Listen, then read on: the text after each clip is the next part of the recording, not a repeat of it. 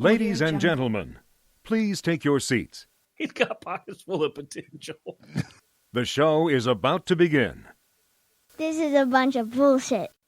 Hello, and welcome back to the Titty and Shiner Show. The bar is open, and we are going to entertain you for the next hour with hilarious things and tragedy and more hilarity and possibly even a secondary dose of tragedy. My name is Big. I'm your bartender for the night. And I drink a lot of whiskey when I listen to Cash. My name is Shiner. Man, I tell you what, you know what makes me want to drink whiskey is Bean's podcast. Adam Dickinson's podcast is actually pretty awesome. Dude, I mean, he came out of the gate bringing it strong. He did. Right? He did. You know, he kind of had an agenda to start his podcast with, and he's really stuck to it. It's way different than how we do it. Yeah, we like totally different. We are so willy and nilly, it's not even funny. I mean, just willy nilly in the wind. Speaking willy nilly, man, I got to tell you a story about our buddy Donnie over there. All right, kick it. So I made mention that I was going to make chicken mole. Mm-hmm. And so Donnie said, "What is that?" He's never had it. So I bring him a plate of chicken mole in the night. He looks at it, he smells it, and he says, no, he doesn't think he'd like it, and set it aside. So long story short, you get the chicken mole when we're done recording tonight. But I'm telling you right now, that's my mama's recipe. So once I let my mom know about this. Well, but I mean, I expect that too, because Donnie doesn't eat corn because he doesn't like the texture. Oh, he's one of those well, see, I can't talk a lot of smack because I'm a little bit of a texture eater. But corn, really? Corn, like the first freaking thing that the Pilgrims ate, or something like that. He doesn't like corn. No, they got off the boat. They drank. I don't know. Did they have wine? Did they have brandy? I don't know what they had. That's something. But they had that with corn. Yeah, probably had corn whiskey. Right. I wonder if he drink. Do you drink corn whiskey, Donnie? No, he doesn't drink moonshine. Are we sure he has a man card? Has either of us seen it? I don't know. Well, I've seen his A&P card, his airplane fixer guy card, but thanks, Donnie. You know, this is quit it, Donnie. This is we don't give Donnie a microphone, but he does have the computer. Thanks, Donnie. He does have the computer to be able to throw things at us now sound wise, because we don't have a microphone on him. Now you're just being a dick, Donnie. I'll go ahead and pump the brakes, but just because we give you a little bit of quote-unquote power with your little laptop back there, you keep throwing these sound effects at us, we're going to have a problem, bud. I know, man. Todd's already going to listen to this, and he's going to start calling you more names than what he does already, so... Todd Orndorff does not like you, bro. Nope. And now you're doing it to our show, and, well, I don't know how that's going to work for you. Yeah, I would hate to think what happened if the two of us teamed up with Orndorff. Maybe Simo would step in and have your back on the deal, but I doubt it. Donnie, is it because you're a Democrat? Are you Democrat or are you Republican? You know, because okay, well, he's a Republican. All right, that's cool. I was going to say, we've never actually asked him that. No, because we're getting ready to talk about the former Vice President of the United States of America, and if you're a Democrat, Donnie, this is probably going to make you do a bunch of sound effects again. So, Jesus, you know. It's amazing having all this. We could do a whole episode on Biden, dude. We could do an entire episode on Biden. Oh, I was just going to say, this is amazing having all this extra space in the United States. And I say that because half of the population has died from gunshot violence. Since 2007. Since 2007. So it's given us elbow room. Biden, can you... What the... I don't understand how when he said that, how nobody went, what? Dude cannot math. Okay? At all. 150 million have died from gun violence. Yes, that's everybody from Colorado to Tennessee and all in between from the north to the south. all that shit in the middle, they're all dead. Every one of them. Why? I mean, if I wasn't in a debate with that dude and he said it, that would have been my cue to attack that dude. But people just let him say it and go on. You know what? I don't get it. Here's the thing: is he's like the quintessential. 76% of all stats are made up on the spot, right? Donnie, I swear to God. Anyhow, to say the least, Joe Biden, he's just a pile of makeup bullshit at the microphone, and he believes every word he says. Well, I think there's something deeper than that, man. Because did you see the clip of him stating that he was running for Senate? No. Yeah. Oh, yeah. He stood up at a rally and he made the statement that my name's Joe Biden and I'm running for U.S. Senate. Wow. I'm like, what? And well, now you was his granddaughter there? You could kiss on the lips, or? But my deal is there some dementia going on there? Like, is there something deeper than we've been told? It's possible because now the media is calling for Bernie Sanders to release his medical records about his cardiology stuff. Yeah, and he's trying to fight that tooth and nail. Yeah, sorry, Bernie. I don't know. I'll get a heart transplant. It'll be. Speaking of Bernie, did you see the guys that dressed up as Bernie supporters, but they're really not, and they went to one of his rallies? No, I did not see this because I was gone all week. Damn it, I miss all the good stuff. Yeah, they go to this rally and they dress up. They call themselves the Bernie Bros. So they show up and they got these signs made. One of them's got a sign that says "I live in my mom's basement," and one's got a sign that says "I don't want a job." And so they stand up there chanting all this crazy stuff about all the free stuff they want. And the actual Bernie supporters, of course, they figure it out real quick and they start confronting them. And so then you got all these liberals that are wanting to talk a bunch of smack when they don't really want to do. No. And, no, they don't want to do anything. So yeah, I'm like, I don't know. I hope these guys have got like social media accounts. I need to search that out and find out if these guys are all because I'm a huge fan of these. You better stop that, or else I'll some I'll older have you lady, stop it. Some older lady just stood in front of him, like called them all like asshole one by one, like that was do. So I guess that was the big guns. I don't really understand, but I hope these guys have social media accounts for the Bernie Bros because I'd love to follow these. Well, at least they didn't treat them like Republicans. You know, they want to kill us.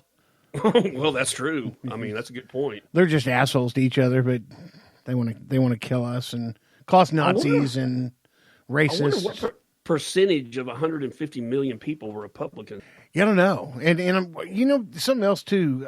When it comes to Biden, I don't understand a couple of things about what's going on, and I need to kind of, I don't know. You know, I saw this social media thing today with Trump, and it's Black History Month, right? And so some of the people in his office are like, hang on, I don't mean to interrupt, but man, you're the first black president. Yeah, I saw this video. I saw a guy on Instagram named Kingface, who's a black Trump supporter. He posted the video, and he's got some media credentials because he's been showing up to certain press conferences at the White House.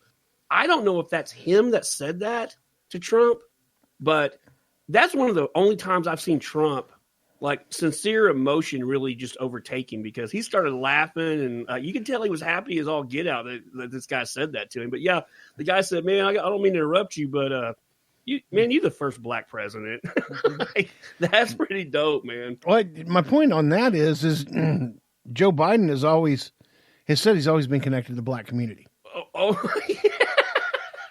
He said that during the debate, that he's always been connected to the black community. And the reason that he can prove that is because he said, because he used to be a public defender. Wow. And how that did not affect, I don't know.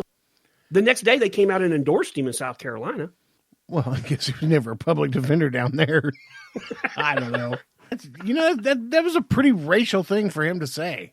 I think it is too, man. Like, if Trump would have said that, can you imagine the firestorm that would have been created? Oh, my God. He would have been roasted and put into mole and served as enchiladas. Yeah, I don't get it, man. I don't get how he's able to get away with making these underlying racial statements and nobody's calling him on it. Nope. We would have been Nazis and FU'd and... Good God, man. Totally just burnt to the ground. Yeah, what kind of shot do you think he actually had?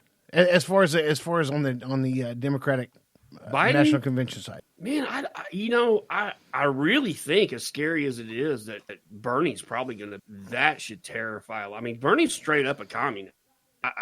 That just totally blows me. I don't understand how even that side of the party is okay with socialism to that nth degree. Dude, there's a portion of that side of the fence that is so liberal in their thinking. And I don't even think I've told you, but this past week, a guy started debating with me on Instagram through comments about our good buddy, Miss Omar.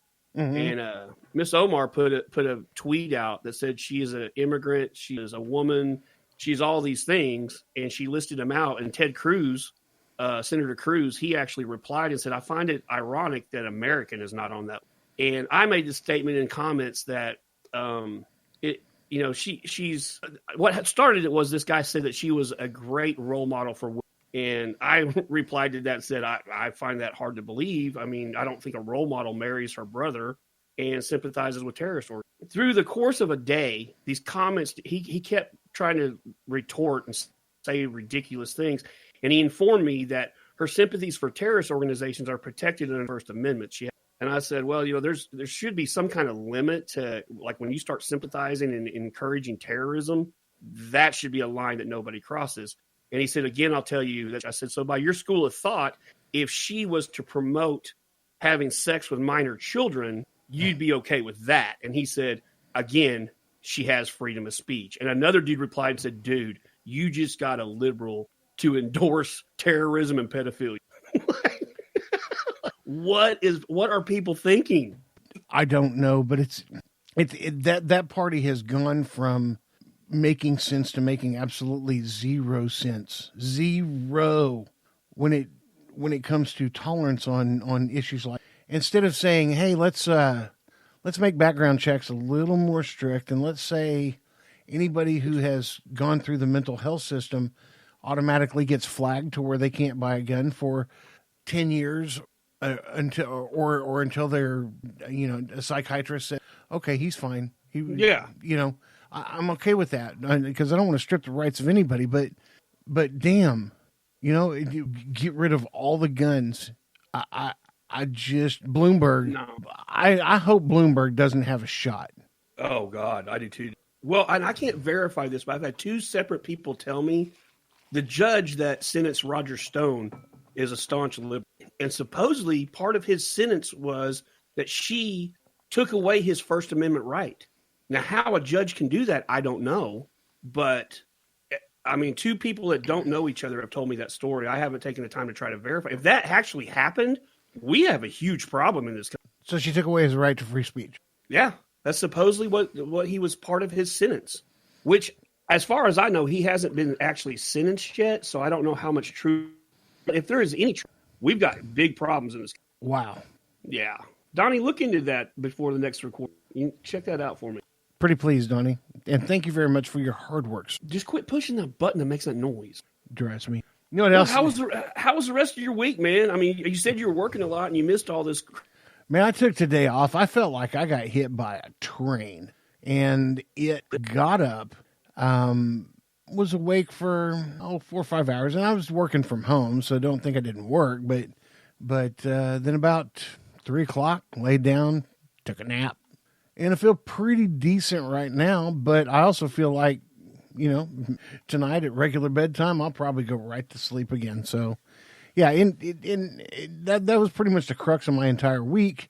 And then I get home, and while I was working, I saw a YouTube video of the bad lip reading for the presidential address of the nation. Yeah, the State of the Union.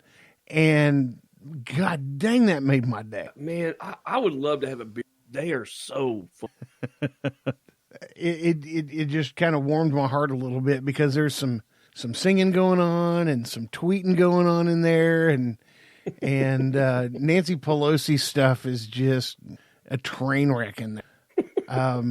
I think Mike Pence says one word in the whole thing, but Nancy's back there chewing on her dentures, but they got words coming out while she's chewing on her dentures, going. It's pretty freaking funny. I need to take the time to watch it. Yeah, you definitely do. Yeah, but nothing exciting happened during work this week. I did over the last weekend, had a makeup Christmas party from work in February, and up in Springfield at our home office, and we went to Andy B's and had fun. Before then, the wife and I went up there early in the morning and got there in time to go to the Springfield Chili Cook-Off.